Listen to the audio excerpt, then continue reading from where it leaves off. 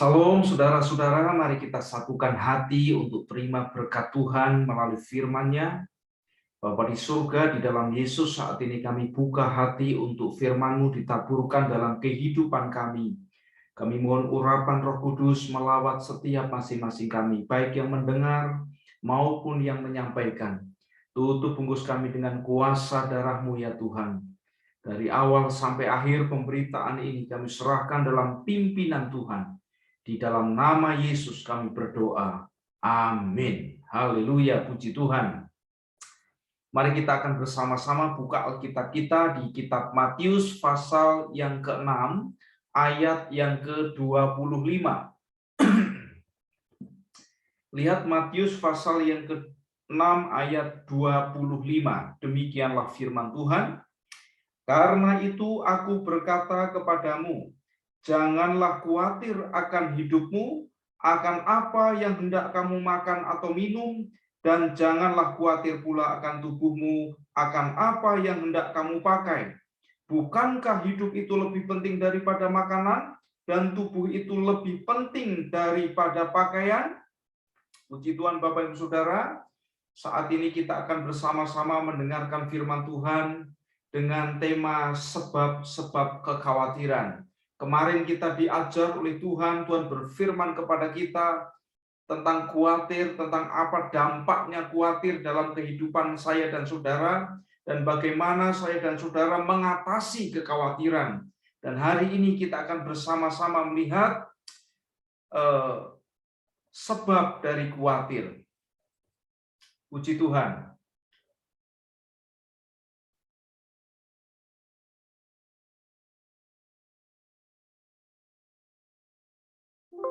Ya, sebab dari khawatir.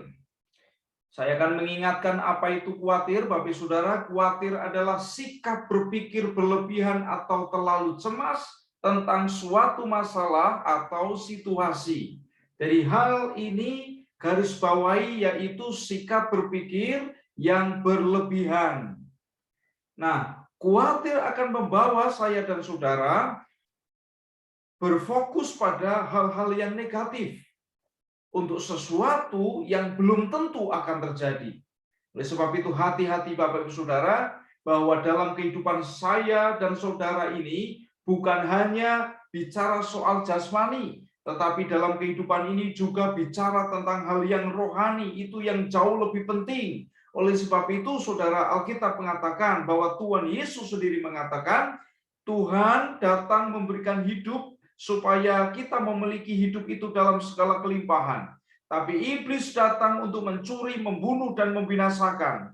Mari saya dan saudara, karena khawatir adalah iman yang salah, mari kita ubah kehidupan kita, isi hidup kita dengan iman yang benar, yaitu percaya kepada firman Tuhan, iakan Tuhan dan berjalan di dalam kebenarannya.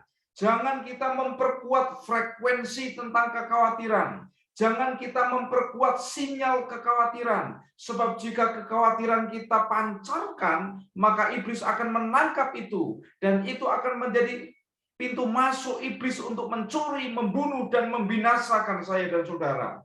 Jadi khawatir bisa menjadi pintu, khawatir bisa menjadi celah dalam kehidupan saudara. Ini seperti sinyal yang menarik segala kuasa gelap, mencuri, membunuh, membinasakan dalam kehidupan saya dan saudara. Oleh sebab itu mari kita beriman, mari kita percaya kepada Tuhan. Nah, apa sebab khawatir? Sebab khawatir itu tidak memiliki rasa aman atau hilangnya rasa aman dalam diri seseorang. Mengapa demikian? Karena hal ini terjadi disebabkan tidak beriman, sehingga mengandalkan diri atau mencari aman pada selain Tuhan. Hati-hati saudaraku, ketika saya dan saudara memiliki rasa aman yang palsu, maka rasa aman yang palsu itu akan rapuh di perjalanan kehidupan kita. Ketika perubahan demi perubahan terjadi, rasa aman yang rapuh akan menggerogoti dan mengancam saya dan saudara, sehingga rasa aman ini akan runtuh dan hilang, dan pada akhirnya saya dan saudara akan diselimuti dengan kekhawatiran. Ini sebab karena saya dan saudara tidak beriman. Seseorang ketika tidak beriman kepada Tuhan, itu artinya orang itu mengandalkan selain dari Tuhan. Maka dari itu Bapak Ibu Saudara, saya mengajak, mari kita taruhkan dan harapkan rasa aman kita hanya pada Tuhan. Rasa aman kita hanya dalam pelindungan Tuhan. Kita andalkan Tuhan, maka kita akan aman bersama-sama dengan Tuhan. Amin. Seperti kesaksian Daud dalam Mazmur pasal yang ke-62 ayat 2-3 dikatakan, hanya dekat Allah saja aku tenang, daripadanya lah keselamatanku, hanya Dia gunung batuku dan keselamatanku, kota bentengku. Apa? Aku tidak akan goyah. Haleluya Bapak Ibu Saudara, mari kita teladani Daud. Dia dalam hidupnya memiliki satu prioritas, hanya dekat Allah saja, tidak yang lain. Lalu apa? Lalu hanya Dialah gunung batuku, keselamatanku, kota bentengku, tidak ada yang lain. Dia menaruhkan rasa aman kepada Allah. Allah lah gunung batu, Allah lah keselamatan, Allah lah kota benteng yang melindungi, yang membuat saya dan saudara dan Daud khususnya pada ayat ini aman. Dan ketika Allah kita jadikan pokok dan hanya Dia gunung batu keselamatan dan kota benteng kita, maka saya dan saudara tidak akan goyah. Amin. Bapak Ibu Saudara, mengapa hal-hal itu bisa terjadi? Mengapa hal-hal itu bisa terjadi? Mengapa saya dan saudara khawatir? Mengapa rasa aman itu tidak ada? Mengapa? Yang pertama, buka dan lihat Matius 6 ayat 19 sampai ayat yang ke-20. Firman Tuhan mengatakan, janganlah kamu mengumpulkan harta di bumi. Di bumi ngengat dan karat merusakkannya dan pencuri membongkar serta mencurinya. Tetapi kumpulkanlah bagimu harta di surga. Di surga ngengat dan karat tidak merusakkannya dan pencuri tidak membongkar serta mencurinya. Bapak Ibu Saudara, mengapa tidak ada rasa aman yang pasti dan sejati dalam kehidupan seseorang, khususnya orang percaya, sehingga orang itu kemudian khawatir? Karena satu, dia salah alamat. Tuhan Yesus mengajarkan kepada kita di ayat 19-20 ini tentang bagaimana saya dan saudara mengumpulkan harta di surga. Jangan kita mengumpulkan harta di bumi. Sebab apa? Sebab di bumi ngengat, karat, pencuri, perampok, merusak dan mencurinya. Tapi kalau saya dan saudara mengumpulkan harta di surga, maka ngengat tidak ada, pencuri tidak ada, maka itu akan kekal. Mari Bapak Ibu Saudara, artinya Tuhan Yesus mengajarkan kepada kita untuk kita mengumpulkan harta bukan kepada kefanaan dunia ini, tetapi kepada kekekalan atau keabadian saya dan saudara di surga. Pertanyaannya adalah, apakah harta itu salah, Bapak Ibu Saudara? Tidak. Harta itu tidak salah. Tidak ada yang salah dengan harta. Tapi apa saudara yang salah? Yang salah adalah sikap hati kita terhadap harta. Kalau sikap hati kita terhadap harta itu salah. Salah seperti apa? Menjadikan harta itu andalan. Menjadikan harta itu rasa aman kita, menjadikan harta itu masa depan kita, menjadikan harta itu tujuan hidup, menjadikan harta itu goal hidup, maka itu sikap yang salah. Bukan hartanya yang salah, tapi sikap hati saya dan saudara yang salah. Lalu yang kedua, apakah harta itu salah? Tidak. Yang menjadi masalah atau salah adalah kalau harta itu kemudian menghalangi hubungan saya dan saudara dengan Tuhan. Haleluya. Maka mari kita bersikap dengan benar tentang harta. Jangan kemudian harta menghalang-halangi saya dan saudara itu mengenal Tuhan, berhubungan dengan Tuhan. Jangan saya dan saudara mencari harta, upaya kita mencari harta, kemudian menghalang-halangi, menghambat saya dan saudara mencari Tuhan, mengenal Tuhan, beriman, setia. Ingat, harta itu fana, Tuhan itu yang abadi, Bapak Ibu Saudara yang dikasih dalam Tuhan. Lalu pertanyaan selanjutnya, apakah mengumpulkan harta itu salah? Perhatikan baik di ayat ini Bapak Ibu Saudara. Di situ dikatakan, janganlah kamu mengumpulkan harta di bumi. Ayat 20, tetapi kumpulkanlah bagimu harta di surga. Jadi mengumpulkan harta itu salah tidak? Tidak. Diperintahkan oleh Tuhan bahkan. Kumpulkanlah harta. Sekali lagi, bukan mengumpulkan harta itu salah. Yang salah adalah jikalau kita salah alamat. Jikalau kita salah tempat. Salah tempat di mana? Salah tempat adalah mengumpulkan harta di bumi. Itu salah tempat. Yang benar adalah mengumpulkan harta di surga. Jadi mengumpulkan harta tidak, mengumpulkan, tapi tempatnya harus benar, yaitu mengumpulkan harta di surga. Bicara tentang harta Bapak Ibu Saudara, tidak hanya berbicara tentang uang, tidak hanya bicara tentang aset yang bisa dinilai dengan rupiah, bukan.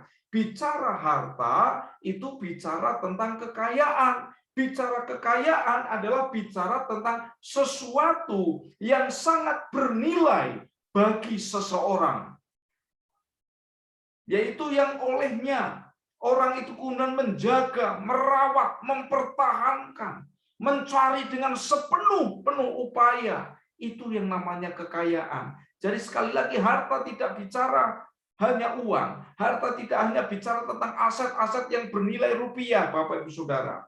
Ada orang yang hartanya adalah anak, ada orang yang hartanya adalah karya-karyanya, ada orang yang hartanya adalah buku. Jadi apa yang ia anggap bernilai, apa yang menjadi kekayaannya, di mana ia berupaya menjaga, kemudian mencari dengan serius. Coba kita lihat di kitab Korintus, bandingkan apa yang menjadi harta Paulus. 2 Korintus 4 ayat yang ke-7, tetapi harta ini kami punyai dalam bejana tanah liat, supaya nyata bahwa kekuatan yang melimpah-limpah itu berasal dari Allah, bukan dari diri kami. Yang dimaksud harta di sini oleh Rasul Paulus adalah Injil Allah, Injil Tuhan, kebenaran Injil. Injil adalah harta yang begitu berharga bagi Paulus, kekayaan yang begitu berharga bagi Paulus. Makanya Paulus dalam segenap kehidupannya, dia mengerahkan segala upaya, dia mengalahkan segala kekuatan daya upaya untuk Injil. Dan ini seharusnya menjadi kewajiban setiap orang yang mengaku percaya Yesus.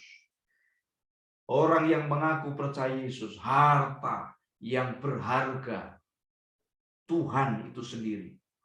Lalu kemudian Injilnya Tuhan. Baru selanjutnya yang lain-lain. Oleh sebab itu jangan salah alamat Bapak Ibu Saudara. Sebab kalau saya dan saudara salah alamat, mengumpulkan harta di bumi saja, mengumpulkan harta hanya untuk di bumi, hanya untuk makan lalu berakhir di jamban, hanya untuk beli pakaian yang kemudian akan dimakan ngengat, hanya untuk membeli barang-barang yang akhirnya akan menjadi rongsokan, itu fana dan sia-sia. Maka dari itu, mari alamatkan, kumpulkan harta saya dan saudara di surga. Sekolahkan anak, bukan untuk dia hanya menjadi kaya, tetapi menjadi kaya dan untuk kerajaan surga. Haleluya, puji Tuhan. Kita akan melihat satu peristiwa yang tragis. Dikisahkan di kitab Lukas pasalnya yang ke-12 ayat yang ke-13. Ada orang disebutkan di situ orang kaya yang bodoh. Orang kaya yang bodoh itu seperti apa? Diriwayatkan seperti ini. Seorang dari orang banyak itu berkata kepada Yesus, "Guru, katakanlah kepada saudaraku supaya ia berbagi warisan dengan aku." Tetapi Yesus berkata kepadanya, "Saudara, siapakah yang telah mengangkat aku menjadi hakim atau pengantara atas kamu?" Katanya lagi kepada mereka, berjaga-jagalah dan waspadalah terhadap segala ketamakan, sebab walaupun seorang berlimpah-limpah hartanya, hidupnya tidaklah tergantung daripada kekayaannya itu. Sekali lagi ayat 15, kalimat ini, ayat ini saya ulang. Katanya lagi kepada mereka, berjaga-jagalah dan waspadalah terhadap segala ketamakan, sebab walaupun seorang berlimpah-limpah hartanya, hidupnya tidaklah tergantung daripada kekayaannya itu. Bapak, Ibu, Saudara, memang harta atau uang bisa menolong dalam keadaan-keadaan tertentu. Tetapi tidak semua bisa tertolong karena harta. Tidak semua tertolong karena uang. Ada kalanya dan banyak kalanya uang tidak bisa menolong seseorang. Ada satu anak Tuhan yang pernah dalam kondisi sulitnya, Bapak Ibu. Dia begitu meratap dan terus mengeluh, menyalahkan keadaan, bahkan mungkin juga menyalahkan Tuhan. Pada waktu itu dia memang sedang dalam himpitan hutang, dan waktu itu dia sehat, tubuhnya sehat, ya, anak-anak juga sehat, dan ada saudaranya yang hartanya banyak. Hartanya bukan hanya banyak, banyak sekali. Sampai saudaranya ini, saudaraku, yang hartanya banyak ini berkata kepada yang satu tadi, untuk tukeran hidup. Saya yang sehat tetapi tidak terlalu banyak harta atau tidak punya harta, dan tolong kamu ke posisi saya. Saya tak di posisi kamu. Karena apa? Dia yang punya harta ini, Bapak Ibu, mengidap penyakit yang sampai hari ini belum dan tidak ada obatnya. Hartanya banyak. Dan yang satu tidak punya harta, terhimpit hutang. Yang punya harta mengajak tukeran hidup. Aku tak jadi kamu, kamu jadi aku. Saking apa, Bapak Ibu? Karena harta tidak bisa menolong. Oleh sebab itu, Bapak Ibu Saudara, mari gunakan harta. Kumpulkan harta dengan benar. Jangan salah alamat, karena kalau salah alamat, saudara dan saya akan mengalami rasa aman yang palsu, rasa aman yang rapuh, yang dimana satu saat akan runtuh dan rasa aman itu tidak ada, saudara dan saya akan diserang dengan kekhawatiran dan setan akan menangkap itu. Oleh sebab itu mari bersama-sama gunakan harta dengan benar. Kitab Amsal pasalnya yang ke-11 ayatnya yang ke-24 dikatakan firman Tuhan apa? Saya menghadirkan 3 terjemahan, yaitu terjemahan LAI, terjemahan baru 1974, dan terjemahan Alkitab Seleber tahun 2011, dan terjemahan AVB tahun 2015. Amsal 11 ayat 24 dikatakan, ada yang menyebar harta tetapi bertambah kaya. Ada yang menghemat secara luar biasa namun selalu berkekurangan. Terjemahan lain di Seleber dikatakan, ada orang yang menyebar harta tetapi semakin bertambah kaya, ada orang yang menahan apa yang patut diberikannya tetapi hanya menjadi berkekurangan. Saya meneliti dan saya melihat terjemahan yang paling pas dan tepat adalah AVB 2015 ini. Ada orang yang sering bermurah hati, namun begitu semakin bertambah kaya. Ada orang yang menahan apa yang patut diberikannya, namun kian susut juga miliknya. Bapak, Ibu, Saudara, gunakan harta dengan baik. Berikan dan jangan pernah tahan apa yang patut diberikan. Sekali lagi, tentang harta saudara dan saya, apa yang patut diberikan, entah itu untuk pekerjaan Tuhan, untuk hamba Tuhan, untuk orang lain, untuk yang berkekurangan, untuk misi pekerjaan Tuhan, apa yang patut diberikan, berikan, jangan tahan-tahan. Karena akibatnya saudara dan saya bisa berkekurangan. Mari menjadi orang yang bermurah hati. Salomo mengamati, ada orang yang begitu murah hati, tidak menjadi miskin, tetapi justru semakin menjadi kaya. Oleh sebab itu, Bapak Ibu Saudara, mari kumpulkan harta di surga. Kumpulkan, kerahkan harta saya dan saudara untuk mendukung, untuk mengupayakan hal-hal yang bernilai kekal. Hal-hal yang bernilai kekal. Ya, komunitas kita, jemaah kita ini, Bapak Ibu Saudara, memiliki visi, pergi jadikanlah semua bangsa muridku, baptislah mereka dalam nama Bapa dan Anak dan Roh Kudus, dan ajalah mereka melakukan segala sesuatu yang kuperintahkan kepadamu. Kita punya visi menjadi murid Yesus. Dan misinya apa? Satu, memberdayakan sumber daya yang ada untuk menjangkau jiwa-jiwa. Memberdayakan sumber daya yang ada untuk menjangkau jiwa-jiwa. Mari, saudara yang punya sumber daya, taburkan untuk pekerjaan Tuhan. Selain juga untuk biaya hidup, supaya untuk hidup saya dan saudara, juga boleh untuk hal yang senang yang lain, tapi jangan lupa dan jangan salah alamat. Jangan hanya kita mengeluarkan harta kita hanya untuk yang akan berakhir di jamban dan hanya akan berakhir menjadi rongsokan. Itu sebab kenapa orang kehilangan rasa aman dan kemudian khawatir. Yang pertama, salah alamat. Lalu yang kedua, lihat Matius 6 ayat 21 sampai 23, dikatakan firman Tuhan. Kembali ke Matius pasal yang ke-6 ayat yang ke-21 sampai ayat 23. Karena di mana hartamu berada, di situ juga hatimu berada. Mata adalah pelita tubuh, jika matamu baik, teranglah seluruh tubuhmu, jika matamu jahat, gelaplah seluruh tubuhmu. Jadi, jika terang yang ada padamu gelap, betapa gelapnya kegelapan itu. Yang kedua, mengapa menjadi sebab khawatir? Karena memiliki mata jahat. Sekali lagi, memiliki mata jahat. Mata itu jalan masuk kepikiran saya dan saudara. Mata adalah jendela hati. Mata adalah jendela kehidupan hidup saya dan saudara. Kalau mata kita baik, maka baik pula apa yang masuk kepada hati dan pikiran saya dan saudara. Tapi kalau mata kita jahat atau yang disebut dengan gelap mata, maka Bapak Ibu Saudara, apa yang masuk dalam kehidupan kita gelap. Oleh sebab itu Tuhan mengatakan kalau terang yang ada padamu gelap, betapa gelapnya kegelapan itu. Terang kita adalah mata kita. Oh haleluya. Di sini kita diajarkan, dikatakan di situ di mana hartamu berada, di situ hatimu. Oleh sebab itu mari saudara-saudara, alamatkan hartamu dengan benar supaya hatimu itu menuju yang benar.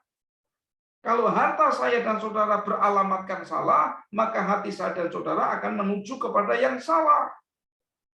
Kalau saya dan saudara menabung dan mengumpulkan uang untuk supaya saudara dan saya nanti jaga-jaga kalau sakit, ada biaya sakit, maka hati saya dan saudara sudah menuju kepada sakit.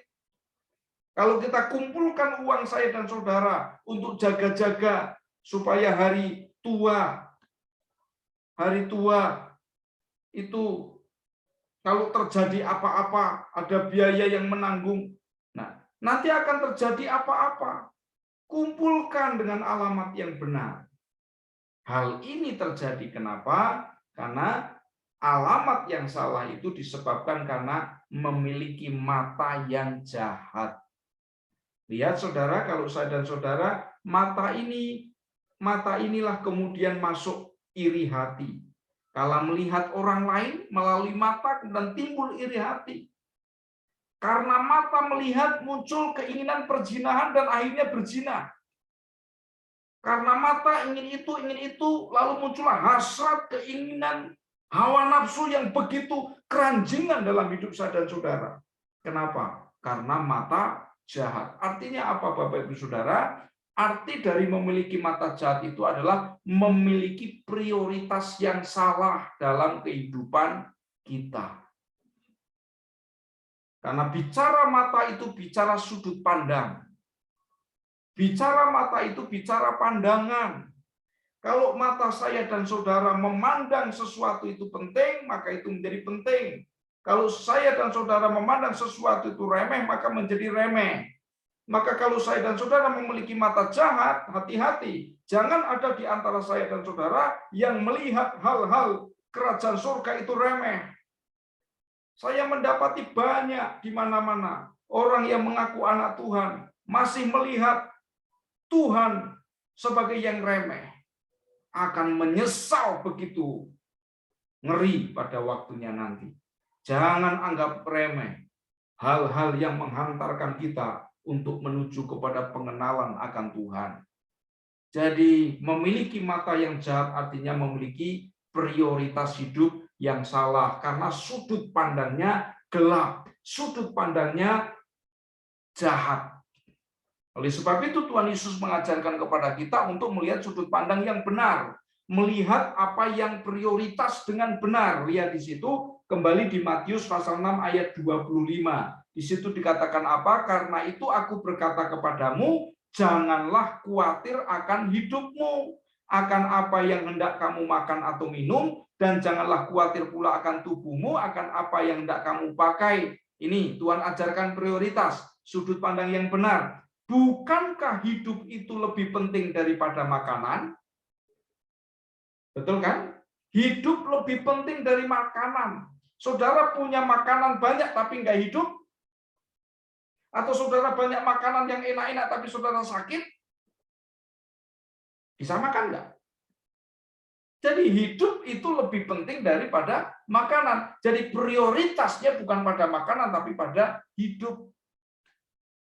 Lalu di situ diajarkan apa?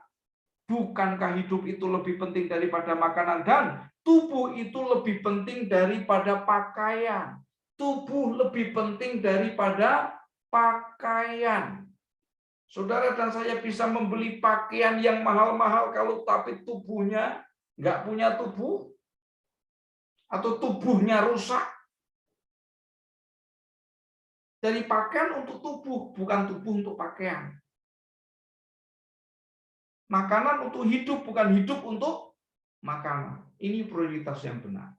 Oleh sebab itu, Bapak Saudara yang dikasihi oleh Tuhan Yesus, mari kita memiliki prioritas hidup yang benar, artinya melihat yang utama dalam hidup saya dan saudara ini yang benar, jangan yang salah. Yang benar itu apa? Yang hal-hal yang terkait dengan kekekalan dan keselamatan hidup saya dan saudara. Sebab sekali lagi, hidup di dunia ini hanya sementara. Hidup di dunia ini, kata orang Jawa, mung mampir ngombe. Jangan salah sikap. Yang terakhir, Bapak Ibu Saudara, mendua hati. Orang bisa khawatir sebabnya karena dia mendua hati. Matius 6 ayat yang ke-25 dikatakan oleh ayat yang ke-24. Maaf, bukan 25 tapi 24. Dikatakan apa? Tak seorang pun dapat mengabdi kepada dua tuan, karena jika demikian ia akan membenci yang seorang dan mengasihi yang lain, atau ia akan setia kepada yang seorang dan tidak mengindahkan yang lain. Kamu tidak dapat mengabdi kepada Allah dan kepada Mamon. Yang kedua, Bapak Ibu, yang ketiga, Bapak Ibu, saudara dan saya, mengapa khawatir? Sebabnya karena mendua hati. Sekali lagi Tuhan Yesus di sini mengajarkan dengan tegas, menantang setiap saya dan saudara. Orang yang tidak bisa menjawab tantangan ini, maka orang itu tidak layak masuk surga, tidak layak menjadi murid Yesus, tidak layak menjadi orang yang beriman. Ditantang hari ini juga, pilih mengabdi kepada Mamon atau Mamon itu uang dan binasa, atau mengabdi kepada Tuhan dan hidup. Tidak bisa dua-duanya. Satu kaki kepada Allah, satu kaki kepada Mamon. Satu kaki mengabdi kepada Tuhan, satu kaki mengabdi kepada kekayaan. Ingat Bapak Ibu Saudara harus benar. kekayaan atau uang itu sarana. Sarana, saya dan saudara harus bisa membedakan mana kendaraan, mana tujuan. Ketika saya dan saudara mau ke Bandung, tujuannya itu Bandung. Kendaraannya bisa bis, kendaraannya bisa kereta, kendaraannya bisa mobil. Tapi mobil, kereta, bis itu bukan tujuan. Tujuannya adalah Bandung. Uang itu kendaraan, uang itu sarana, bukan tujuan. Maka Tuhan Yesus mengatakan, ikatlah persahabatan dengan menggunakan mamon. Bukan mengikat persahabatan dengan mamon, tapi mengikat persahabatan dengan menggunakan mamon. Menggunakan artinya mamon adalah sarana. Mamon adalah sarana. Sarana. Dan betul memang kita akan lebih mudah hidup ketika punya uang. Dan banyak hal bisa kita lakukan dengan uang. Tapi sekali lagi ingat, uang bukan tujuan. Kita butuh uang, kita harus kerja keras. Bahkan tadi dikatakan kumpulkan untuk kerajaan surga. Namun hal ini kita harus ingat, tidak boleh kita mendua hati. Orang yang mendua hati adalah orang yang menjadikan uang sebagai Tuhannya. Orang yang mendua hati menjadikan uang sebagai prioritas dan tujuannya. Bukan Tuhan. Tuhan menantang saya dan saudara. Hai orang-orang percaya, jemaat Tuhan yang dicintai dan sangat dicintai. Firman Tuhan ini merebut saya dan saudara dari kesesatan dunia ini. Mari Bapak Ibu, jangan mendua hati. Sebab kalau kita mendua hati, maka 3 perkara ini akan terjadi dalam kehidupan kita. Orang yang mendua hati tidak tenang hidupnya. Nah, perhatikan saja. Kalau saya dan saudara mendua hati, pasti tidak tenang hidupnya. Orang yang mendua hati itu bimbang. Bimbang. Orang yang mendua hati yang ketiga tidak mendapat apa-apa. Maka jangan mendua hati. Bangsa Israel sudah menjadi contoh. Cukup untuk kita menjadi contoh ketika mereka keluar dari tanah Mesir di bawah pimpinan Nabi Musa. Mereka mendua hati.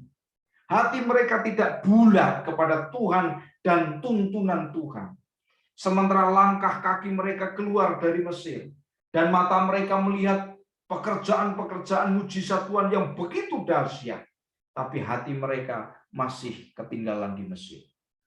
Sehingga yang terjadi di tengah-tengah padang gurun itu, mereka terus menjadi pemberontak kepada Tuhan, sebab hati mereka tertinggal di Mesir.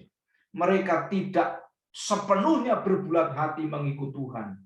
Sampai akhirnya yang terjadi, nasib mereka tragis, binasa di padang gurun. Bapak Ibu Saudara, Tuhan mengasihi kita. Tuhan ingin supaya kita memiliki iman, bukan kekhawatiran. Oleh sebab itu mari firman Tuhan ini kita tangkap dan kita kunyah dalam hidup kita. Jangan salah alamat mengumpulkan harta. Jangan memiliki mata yang jahat. Artinya prioritas hidup yang salah. Yang ketiga, jangan mendua hati. Tuhan Yesus memberkati kita. Haleluya, haleluya. Tuhan Yesus memberkati kita. Mari kita bersama-sama menjadi orang-orang percaya yang berbulat hati mengasihi Tuhan. Haleluya. Mari angkat tangan kita. Kita berdoa. Tuhan, terima kasih untuk firman kebenaran yang Kau sampaikan pada hari ini. Firman ini bertentangan dengan hawa nafsu kami. Firman ini bertentangan dengan keinginan daging kami. Tapi kami bersyukur karena kami sedang dipindahkan dari dunia yang gelap dan jahat ini kepada kehidupan bahagia kerajaan surgamu.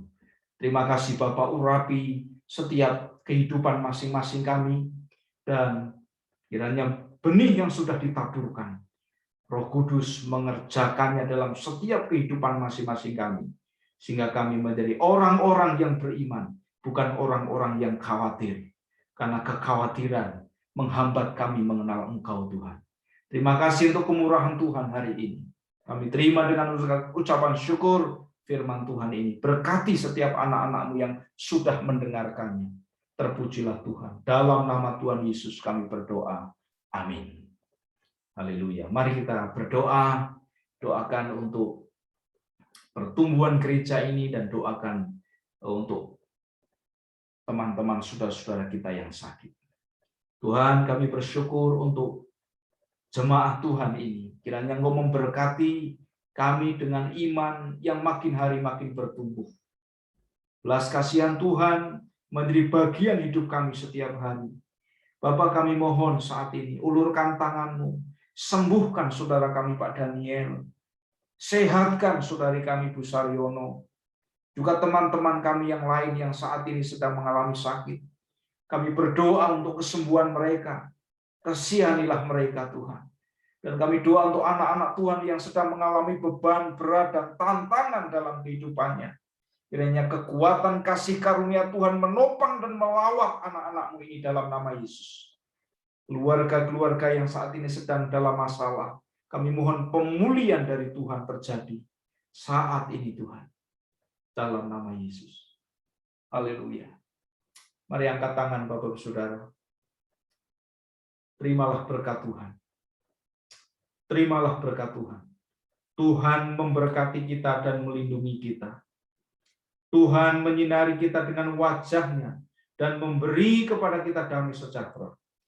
Tuhan menyinari hidup kita dengan terang wajah-Nya dan memberi kita kasih karunia.